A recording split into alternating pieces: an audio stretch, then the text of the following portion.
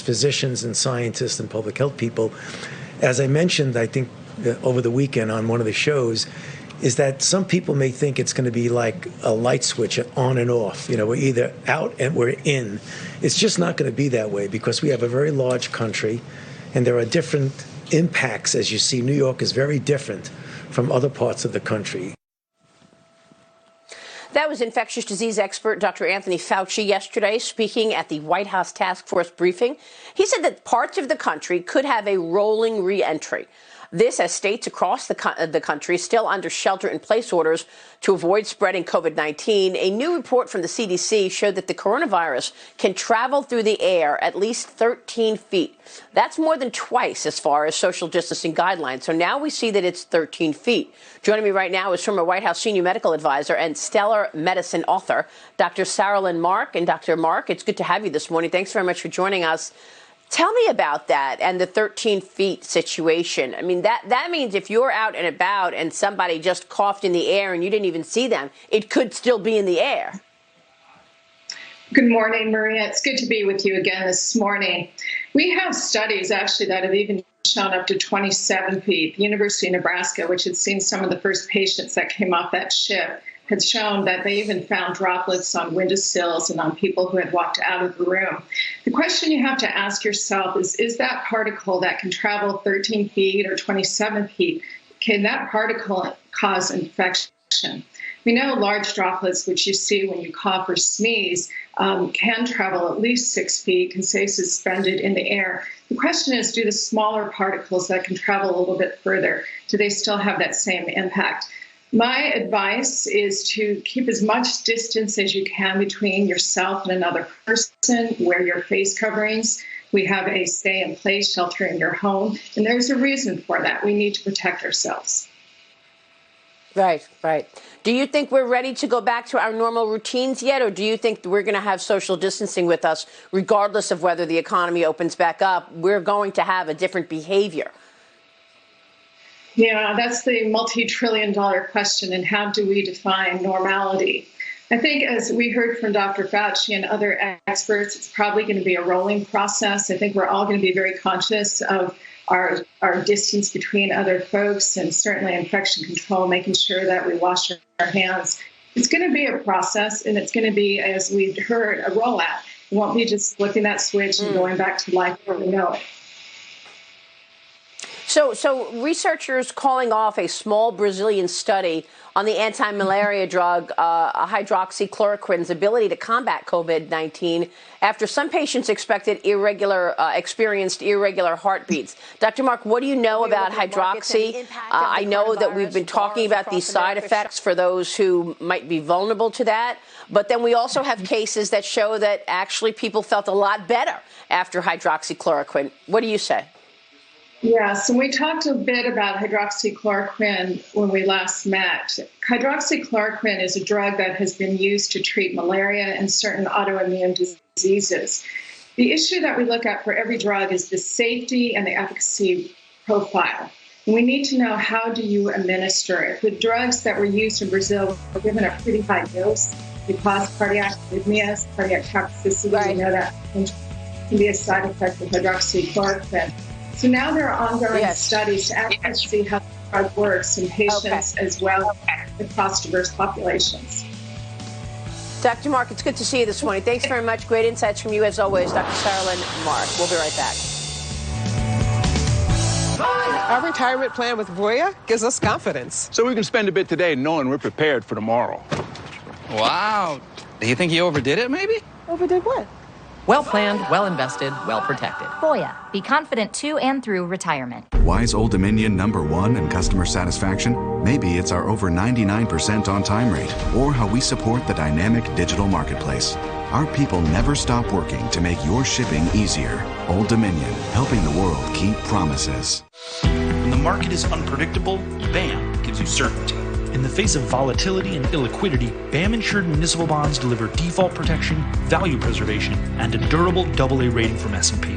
BAM's insurance protects against everything that causes a default, including natural disasters, financial fraud, pension issues, and economic disruption, like the one we're experiencing right now.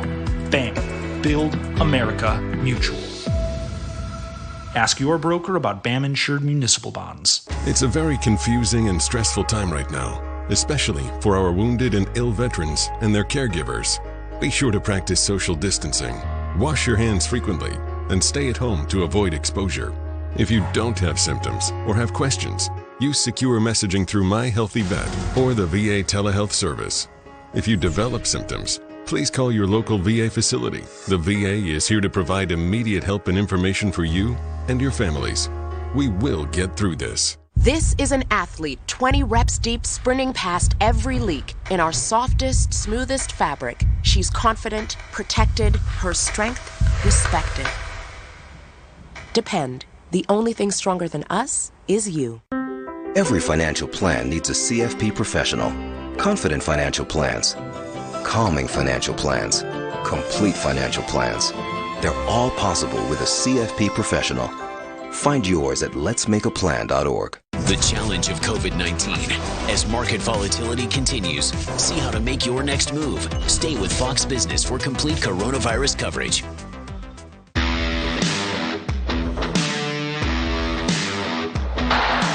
Want to know what pros everywhere are excited about? This, the Centipede Portable Workbench. It brings a whole new level of inspiration to pro workdays. Centipede Portable Workbench lets you stage a completely customized workspace in seconds. Weighing less than 20 pounds, but able to support 3,500 pounds, it's the only game-changing workbench that was made to meet the demands of the pro. You might expect to pay $500 or more for any pro workbench, but through this exclusive TV offer, you won't pay $500, $400, or even $300. Order our most popular 9-strut Centipede today and pay only $129.95 plus shipping and handling. With your order, we'll include our storage bag, X-cups, quick clamps, and clamp edge saw guide. Plus, every Centipede comes with a lifetime warranty. Hurry, supplies are limited, and this tremendous value won't last long. Visit BorisCentipede.com today. Welcome back. So Roku seeing a major bump in business amid the coronavirus pandemic, the company adding nearly 3 million accounts as Americans remain sheltered in place due to the coronavirus. Streaming services across the board are seeing an increase in viewership. Look at Netflix reaching its 52-week high this week, and the stocks are surging 7%. Stock is up again this morning, up 1% on top of all of that. You saw the same thing with Zoom, John Helsenrath. You got certain companies there that are really very well positioned to benefit from stay-at-home orders. Yeah, we seem to be seeing that, and we've seen Netflix price go up. But, I want to throw out a proposition to the rest of the panel, which I've noticed is all women. I think that this stay-at-home part and this streaming part of this whole crisis is much harder on men than it is on women because there's no sports to watch anymore. I'm so sick of watching old World Series or old Super Bowls.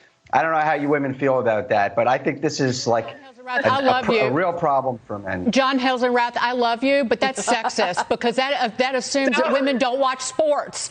And I watch just as much sports as anybody on the planet. So boo on you. Boo on you. You watch this Tiger thing. Sexist. All I do is watch sports.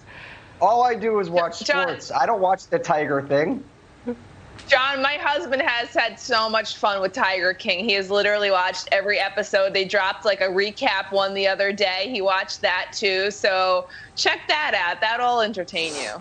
I'll tell you what else. I'm sick and tired of Harry Potter. That's all my kids do is watch Harry Potter. I don't get it. One thing I want to add about the streaming companies, the upside down logic of this is every American will have consumed every show or movie that they've ever wanted to watch on one of these streaming services. So on the other side of this, we're going to cancel all of them and take a 2-week trip to Disney World instead. That's true. Wait a minute. Speaking of Disney, Disney chairman Bob Iger reportedly taking back the reins of the company to help lead during this coronavirus pandemic. Isn't it interesting? Iger had resigned from his role as CEO back in February, and now the company has been forced to close all theme parks across the world during the COVID-19 outbreak. But its streaming service, Disney Plus, seeing a major surge in business, reaching its 4-year target of 50 million subscribers in under a year. But isn't it interesting that Bob Bob Iger is basically running the company again, Dagan. He's back in there, reportedly running the company because they had to make all of these drastic moves. During a crisis like this, and this applies for every company, it's all hands on deck. And if you don't pull Bob Iger, who had been there for so long, who is just a genius at running this behemoth, if you don't pull him back onto your team, that's a mistake. What they're doing is right. I think they're losing like $30 million a week just on the theme parks. It definitely makes sense to bring him back. It's interesting that he is back in place. We're going to take a break. When we come back, I've got a big exclusive on the other side of this break. I'll be speaking with the Saudi Arabian Energy Minister, His Royal Highness Prince Abdulaziz bin Salman, on the historic deal between the OPEC nations plus.